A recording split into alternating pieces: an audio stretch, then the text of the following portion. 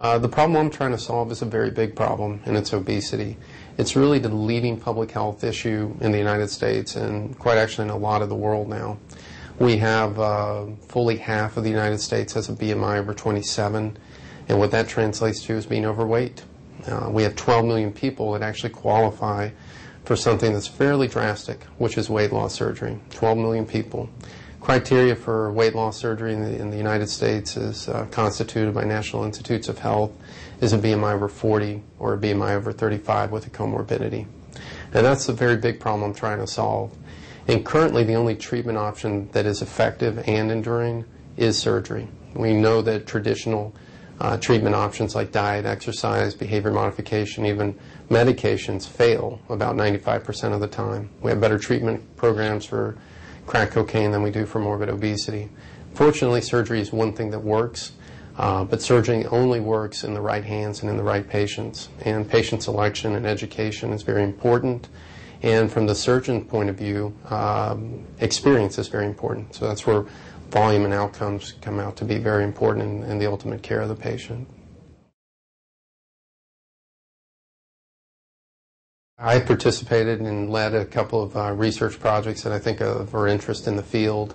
One project is looking at some of the volume outcomes effect that are present in bariatric surgery and weight loss surgery.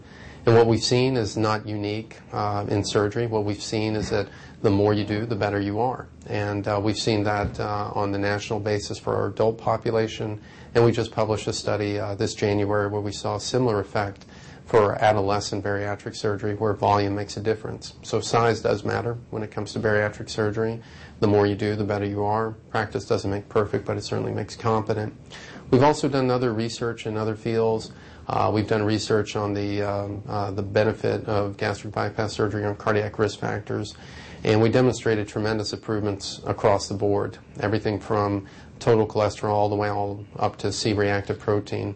We know that obesity is an inflammatory disease, and C-reactive protein is a very good measure of that, and it correlates pretty well with heart disease. And any level above 3 is considered abnormal. Our patients before surgery had a level of 8.4. After surgery, without the benefit of any medication, it came down to 1.4. It normalized. And most recently, we had another study that we did where we looked at the impact of gastric bypass surgery on alcohol metabolism. And you won't find a larger proponent of gastric bypass surgery than myself, but one thing we do know on the basis of the study is that people's ability to metabolize alcohol changes. With a single glass of wine, we demonstrated that the post-gastric bypass patient had the ability to become legally intoxicated with a single glass of wine. It has to do with the fact that a lot of the enzymes that convert alcohol are in the stomach and we bypass it. So we use that knowledge that we've gained through the study to better educate our patients. Just like they can't eat as much as they did before, they can't drink as much as they did before.